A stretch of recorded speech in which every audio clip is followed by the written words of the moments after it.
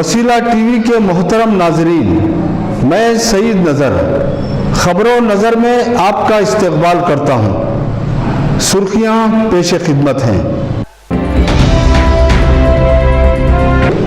Donald Trump کی خارجہ policy امریکہ کو لے ڈوبے گی، البرائٹ کا بیان۔ امن مذاکرات کی منسوخی کا خمیازہ طالبان کو بھگتنا پڑے گا۔ سپریم کورٹ میں آج نیٹ کے خلاف ہوگی سنوائی۔ اتراکھنڈ کے جنگلات آگ کی لپیٹ میں۔ آندھرا پردیش کو اسپیشل اسٹیٹس نہیں ملنے والا، مرکزی وزیر چودھری کا بیان۔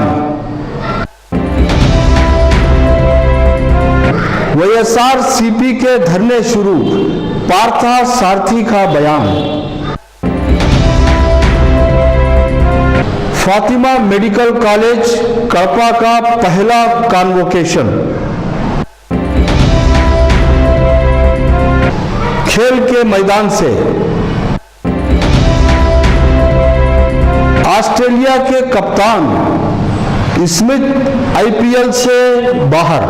خبریں تفصیل سے ملاحظہ فرمائیں۔ ڈونالڈ ٹرمپ کی خارجہ پالیسی امریکہ کو لے ڈوبے گی، البرائٹ کا بیان۔ ریپبلکن پارٹی کے صدارتی امیدوار ڈونالڈ ٹرمپ پر شدید تنقید کرتے ہوئے سابق امریکی سیکرٹری آف اسٹیٹ میڈلن آلبرائٹ نے کہا کہ ڈونالڈ غیر ذمہ دارانہ اور عامیانہ نعرے لگا کر امریکہ اور اس کی خارجہ پالیسی کو دنیا بھر میں بدنام کر رہے ہیں۔ آلبرائٹ نے ڈونالڈ ٹرمپ کی کئی پالیسیوں پر شدید تنقید کرتے ہوئے کہا کہ صدارتی امیدوار ایک دن کہتے ہیں کہ امریکہ کے دروازے مسلمانوں کے لیے بند کر دیے جائیں گے، اور پھر کہتے ہیں کہ وہ مسلمانوں کے ساتھ مل کر انتہا پسند اسلام کو روک دیں گے۔ میڈلن آلبرائٹ نے کہا کہ ڈونالڈ ٹرمپ کی پالیسی بلیک میلنگ پالیسی ہے، جو امریکی مزاج اور مذاق کے بالکل برعکس ہے۔ میڈلن آلبرائٹ نے یہاں تک کہہ دیا کہ ریپبلکن امیدوار یا تو تاریخ سے ناواقف ہیں یا پھر تاریخ کو سمجھ نہیں پائے ہیں۔ مغربی سیاست پر نظر رکھنے والے احباب کا غالب گمان یہ ہے کہ ڈونالڈ ٹرمپ کے سیاسی مشیروں میں یہودی النسل افراد کا غلبہ ہے، وہ فطری طور پر اسلام اور مسلم ممالک کے خلاف فضا کو ہموار کرنے میں جٹ گئے ہیں۔ امن مذاکرات کی منسوخی کا خمیازہ طالبان کو بھگتنا پڑے گا۔ حکومت افغانستان کے ساتھ امن مذاکرات کی منسوخی پر بات کرتے ہوئے افغانستان اور پاکستان کے خصوصی نمائندہ رچرڈ اولسن نے طالبان کو متنبہ کر دیا کہ وہ اس کے نتائج کے لیے تیار ہو جائیں۔ امریکہ بہت دنوں سے امن مذاکرات میں طالبان اور پاکستان کو شامل کروانا چاہ رہا ہے، مگر امن مذاکرات طالبانی مزاج سے میل نہیں کھا رہے ہیں۔ امریکی خصوصی نمائندے رچرڈ اولسن نے ہاؤس فار ریلیشن کمیٹی سے خطاب کرتے ہوئے کہا کہ پاکستان کو طالبان کے خلاف سخت اور مؤثر اقدامات اٹھانے ہوں گے، ورنہ طالبان معصوموں کو ختم کرنے کی روش سے باز نہیں آئیں گے۔ رچرڈ اولسن کے احکامات پر پاکستانی موقف کیا ہوگا، یہ تو بعد میں پتہ چلے گا، جبکہ تازہ اطلاعات بتا رہی ہیں کہ 11 خودکش طالبانی بمبردار خیبر کے راستے پاکستان میں داخل ہو گئے ہیں۔ سپریم کورٹ میں آج نیٹ کے خلاف ہوگی سنوائی۔ آندھرا پردیش، تلنگانہ، تمل ناڈو اور دیگر کئی ریاستوں نے سپریم کورٹ میں اپیل داخل کرتے ہوئے کہا کہ ان ریاستوں میں ایم بی بی ایس اور بی ڈی ایس کے داخلوں کے لیے سردست مقامی ایم سیٹ ہی کو جاری رکھا جائے۔ ان صوبوں کا استدلال ہے کہ نیٹ امتحان کے لیے ان کے طلبہ ابھی نہ ذہنی طور پر تیار ہیں اور نہ اس کے نصاب سے پوری طرح واقف ہیں۔ اتراکھنڈ کے جنگلات آگ کی لپیٹ میں۔ اتراکھنڈ کی سیاسی گرمی ابھی تھمی ہی نہ تھی کہ وہاں کے جنگلات میں آگ برپا ہو گئی۔ ہزارہا ایکڑ پر محیط جنگلات آنے واحد میں سلگ اٹھے۔ حکومت اور مقامی احباب اس مہم آگ کو بجھانے کی جس طرح کوشش کر رہے ہیں، آگ کے شعلے لپک لپک کر اپنے دائرے میں وسیع ہوتے جا رہے ہیں۔ پورے خطے میں اس بھیانک آگ سے ہر سو خوف و ہراس کی فصل اگ آئی ہے۔ فوج، پولیس، آگ بجھانے والا عملہ، ہیلی کاپٹرز اس آگ پر قابو پانے میں بری طرح ناکام ہو رہے ہیں۔ عموماً دنیا بھر میں موسم گرما میں آگ کے واقعات رونما ہوا کرتے ہیں، مگر دیگر ممالک میں آگ پر کنٹرول حاصل کرنے کے بہت سے انتظامات تیار رہتے ہیں، مگر ہمارا ملک اس باب میں ہر دفعہ ناکام ثابت ہو رہا ہے۔ آگ لگنے کے اسباب و وجوہات بھلے کچھ ہوں، یہ بات عام طور پر ہمارے ہاں مشہور ہے کہ آگ محکمہ جنگلات کی نااہلی اور چوری چھپانے میں معاون و مددگار ثابت ہوا کرتی ہے۔ اس آگ سے پیدا ہونے والی حدت اور فضائی آلودگی کی ذمہ داری ہر محکمہ دوسرے محکمے پر تھوپ کر اگلی آگ کا منتظر نظر آتا ہے۔ تازہ اطلاعات کے مطابق آگ پر کسی قدر قابو پا لیا گیا ہے اور 4 افراد کو گرفتار بھی کر لیا گیا ہے۔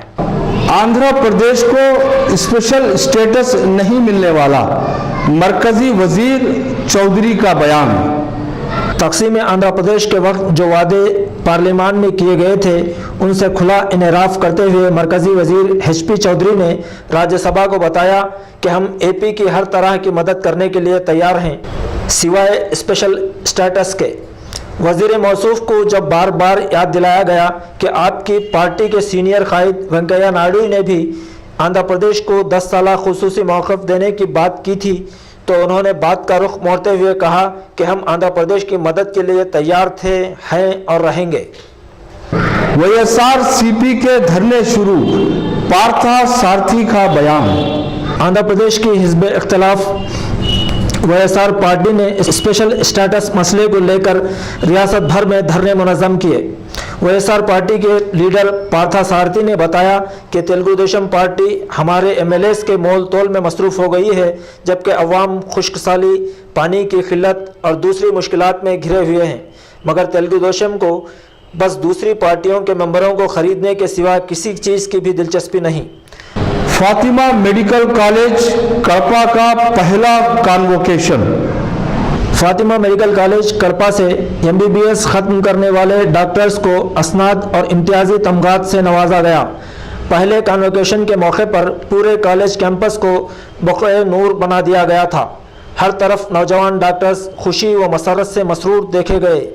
اس موقع پر موجود تمام مہمانوں نے پہلے بیچ کے فارغین کو دعاؤں اور نیک تمناؤں سے نوازا اور خواہش ظاہر کی کہ نوجوان ڈاکٹرز اس ملی ادارے کے نام کو اپنے کام سے روشن کریں گے، مذہب اور ملت کی تفریق کے بغیر تمام انسانیت کے تئیں نیک رویہ روا رکھیں گے۔ اس کانووکیشن میں آپتھالمولوجی یا شعبہ چشم میں ڈاکٹروں کی اکثریت نے امتیازی نشانات حاصل کرتے ہوئے تمغات اپنے نام کیے۔ وسیلہ اردو ٹی وی نے کالج کے تمام تدریسی عملے اور خصوصاً شعبہ چشم کے پروفیسر ڈاکٹر منور حسین صاحب کو مبارکباد پیش کی۔ اس عظیم الشان جلسہ تقسیم اسناد کو کور کرنے کے لیے وسیلہ اردو ٹی وی کی ایک خصوصی ٹیم ڈائریکٹر محمود شاہد صاحب کی قیادت میں تعینات تھی۔ کھیل کے میدان سے آسٹریلیا کے کپتان اسمتھ آئی پی ایل سے باہر۔ آسٹریلیا کے کپتان اسٹیو اسمتھ کل آئی پی ایل کے ایک مقابلے میں زخمی ہو گئے۔ امکانات بتا رہے ہیں کہ وہ آئی پی ایل سے باہر ہو جائیں گے۔ تاریخ بتا رہی ہے کہ آئی پی ایل کا ٹائٹ شیڈول کئی اہم کھلاڑیوں کے کیریئر کو خراب کر رہا ہے۔ خبریں ختم ہوئی، سعید نذر کو اجازت دیں۔